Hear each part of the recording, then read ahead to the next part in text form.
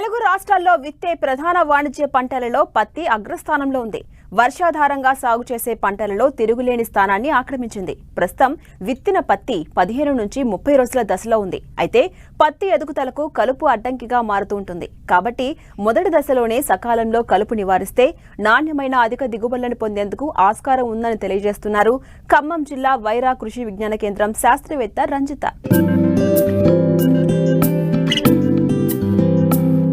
తెలంగాణ రాష్ట్రంలో పత్తి పంట సాధారణ విస్తీర్ణం 44 లక్షల ఎకరాలు. వర్షాధారంగా పండే పంటల్లో అన్నింటికంటే పత్తి సాగు ఆర్థికంగా మంచి ఫలితాలను అందిస్తుండటంతో రైతులు ఈ పంట సాగుకు అధిక మక్కువ చూపుతున్నారు. దీంతో తెలంగాణలోని మొత్తం సాగు విస్తీర్ణంలో 40% విస్తీర్ణాన్ని పత్తి పంట ఆక్రమించింది. గత 3 సంవత్సరాలుగా ఈ పంట విస్తీర్ణం సాధారణ సాగు విస్తీర్ణాన్ని మించిపోతోంది. ప్రకృతి అనుకూలిస్తే రైతు ఎకరాకు 10 నుండి 15 క్వింటాళ్ల దిగుబడిని నమోదు చేస్తుండటం, మద్దతు ధర ఆశాజనకంగా ఉండటం వల్ల రైతులకు అన్ని విధాలుగా పత్తి సాగు అనుకూలంగా ఉండటంతో ఈ ఏడాది ఏకంగా 52 లక్షల ఎకరాల్లో పత్తిని సాగు చేశారు. అయితే ప్రస్తుతం వివిధ ప్రాంతాల్లో 15 నుంచి 35 రోజుల దశలో పత్తి పంట ఉంది.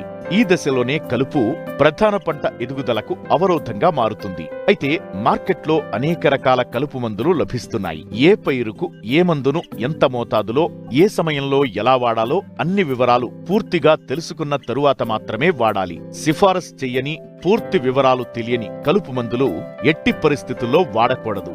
అలా వాడితే కలుపు నిర్మూలన సరిగ్గా జరగకపోగా కొన్ని సందర్భాల్లో పంటలకు కూడా నష్టం వాటిల్లే ప్రమాదముంది. తొలి దశలో పత్తిలో ఆశించే కలుపు నివారణ చర్యల గురించి రైతులకు తెలియజేస్తున్నారు ఖమ్మం జిల్లా వైరా కృషి విజ్ఞాన కేంద్రం శాస్త్రవేత్త రంజిత. వాణిజ్య పంటలలో కనుక చూసుకున్నట్లయితే 2 రాష్ట్రాలలో ఎక్కువగా సాగు చేసే పంట పత్తి. ఈ పత్తిలో కనుక చూసుకున్నట్లయితే ముఖ్యంగా ఈ వానాకాలం సాగులో ఎక్కువగా ఇబ్బంది పెట్టేది కలుపు సమస్య. ఈ కలుపు యాజమాన్యం కనుక చూసుకున్నట్లయితే ముఖ్యంగా అసలు కలుపు సమస్య అనేది ఎందుకు ఎక్కువగా వస్తుంది అనేది కనుక విశ్లేషించుకున్నట్లయితే 4 విధాలుగా చెప్పుకోవచ్చు. మొదటిది వరుసకి మధ్యలో ఎక్కువ దూరం ఉండడం వల్ల, పత్తి వరుసల మధ్యలో ఎక్కువ దూరం ఉండడం ఒక కారణంగా చెప్పుకోవచ్చు. తర్వాత విచ్చలవిడిగా ఎరువులు వాడడం అనే దాని వల్ల కూడా కలుపు సమస్య ఒకటి ఎక్కువగా వస్తుంది. మూడోది వర్షాకాలం కనుక మనకి కలుపు విత్తనం నుంచి మొక్కలు వచ్చేసి ఎక్కువగా రావడానికి అవకాశం ఉంది కాబట్టి అదొక 3వ కారణంగా చెప్పుకోవచ్చు. 4వది కనుక చూసుకున్నట్లయితే పత్తి మొదటి స్టేజెస్లో గ్రోత్ చాలా తక్కువగా ఉంటుంది, స్లోగా ఉంటుంది. కాబట్టి ఈ లోపల కలుపు అనేది చాలా త్వరగా పెరిగి మన పంటను కూడా కమ్మేసే అవకాశం ఉంది. కనుక ఈ 4 కారణాల చేత కలుపు ఉధృతి అనేది ఎక్కువ అవడానికి అవకాశం ఉంది. కలుపు యాజమాన్యం కనుక చూసుకున్నట్లయితే వానాకాలం కనుక చూసుకున్నట్లయితే మనకి వివిధ రకాల గడ్డి జాతి కలుపులు కనుక చూసుకున్నట్లయితే చిప్పెర గడ్డి, ఊద, బంతు ఊద, పుల్లాకు గడ్డి, ఇట్లాంటి గడ్డి లేదా దీంతోపాటు తుంగ జాతి కూడా ఎక్కువగా ఉంటాయి.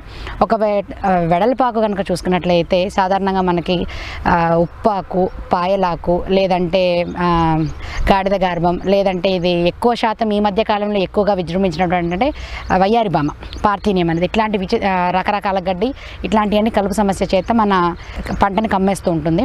కలుపు వల్ల ఇంకా నష్టాలు చూసుకున్నట్లయితే దాదాపుగా చాలా వరకు మన ఎక్కువ కనుక కలుపు ఉన్నట్లయితే 20 నుంచి 30% వరకు దిగుబడులు తగ్గడానికి అవకాశం ఉంటుంది. దాంతోపాటు నాణ్యత కూడా తగ్గడానికి, పత్తి యొక్క నాణ్యత కూడా తగ్గడానికి చాలా వరకు అవకాశం ఉంటుంది. దీంతోపాటు వివిధ రకాలైన కలుపు మన పంటతో పాటు ఉన్నప్పుడు చీడపీడలతో కూడా అవి ఆశ్రయం చేకూర్చి అవి ఆల్టర్నేట్ హోస్టులుగా ఉండి మన పత్తిలో ఇంకా చీడపీడలు పెరగడానికి కూడా అవకాశం చాలా వరకు ఉంటుంది. పత్తిలో కనుక కలుపు యాజమాన్యం చూసుకున్నట్లయితే సాధారణంగా ఇప్పుడు బీటీ హైబ్రిడ్ని సాగు చేస్తున్నారు కాబట్టి ఇది 2-3 దశలలో కలుపు యాజమాన్యం చేపట్టొచ్చు. దీనిలో సాధారణంగా చూసుకున్నట్లయితే ఇందాక మనం అనుకున్నట్టుగా పత్తికి వరుసల మధ్యలో దూరం కనుక ఎక్కువ ఉంటుంది కాబట్టి అంతర్కృషి చేతనే చాలా వరకు కలుపును తగ్గించుకోవడానికి అవకాశం ఉందని రైతు సోదరులు గమనించాలి. అందుకని రైతు సోదరులు సాధ్యమైనంత వరకు నిలువుగా, అడ్డంగా 2 పక్కల చాలా వరకు అచ్చుతోలే ఇది చేస్తారు కాబట్టి పత్తి సాగు చేసుకుంటారు కాబట్టి నిలువుగా, అడ్డంగా అంతర్కృషి చేసుకున్నట్లయితే చాలా వరకు ఈ కలుపు అధిగమించడానికి అవకాశం ఉంటుంది.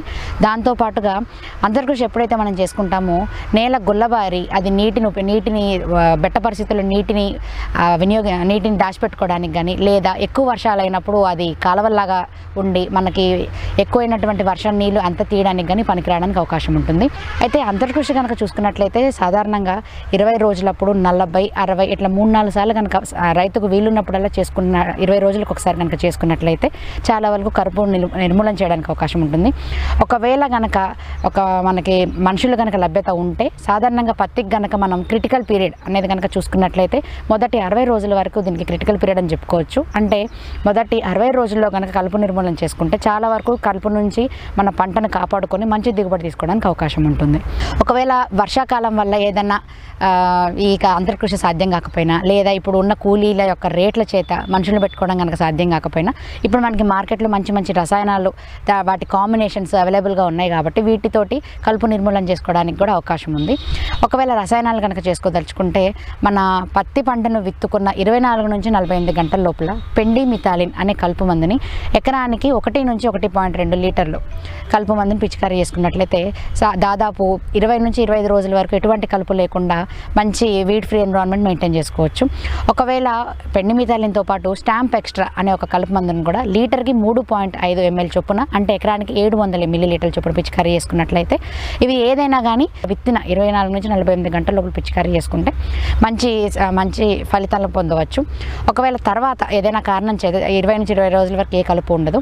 తర్వాత వర్షాకాలం గట్టి కలుపు ఏదైనా ఎక్కువగా ఉండి అంతర్కృషి చేసుకోలేని పక్షంలో గనక ఏదైనా కారణం చేత కలుపు ఎక్కువగా ఉన్నట్లయితే మనకి పైరిథియోబాక్ సోడియం కానీ లేదా ప్రోపాక్విజాఫాప్ ఈ 2 మందులు మిశ్రమాన్ని 2 పావు లీటర్ చొప్పున కలుపుకొని మిశ్రమాన్ని పిచికారీ చేసుకున్నట్లయితే చాలా వరకు ఎడల్పాకును మరియు తుంగజాతి మరియు గడ్డి జాతి కలుపునంతా నిర్మూలించుకోవడానికి అవకాశం ఉంటుంది.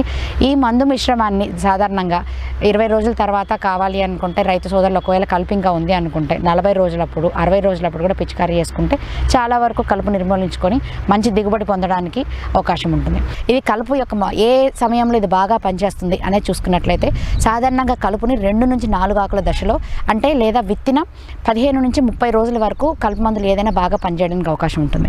కాకపోతే కొన్ని మందులు మనం 40 రోజులప్పుడు 60 రోజులప్పుడు పిచికారీ చేసుకుంటాం కానీ అప్పుడు కూడా కలుపు వయసు అనేది కేవలం 2 నుంచి 4 ఆకుల దశ అంటే విత్తనం మొలిచి కేవలం 15 నుంచి 20 రోజులు అయితేనే ఏ కలుపు మందైనా మంచిగా పనిచేసి ఆ కలుపు మందును పిచికారీ చేసుకోవడానికి మంచి రిజల్ట్ పొందే అవకాశం ఉంది. ఖరీఫ్ పత్తిలో కలుపు అధికంగా ఇబ్బంది పడుతుంది. వరుసల మధ్య దూరం అధికంగా ఉండటం వల్ల కలుపు పెరుగుతూ ఉంటుంది. అయితే శాస్త్రవేత్తల సూచనల ప్రకారం సకాలంలో కలుపు యాజమాన్యం చేపడితే నాణ్యమైన అధిక దిగుబడిని సాధించేందుకు వీలుంటుంది.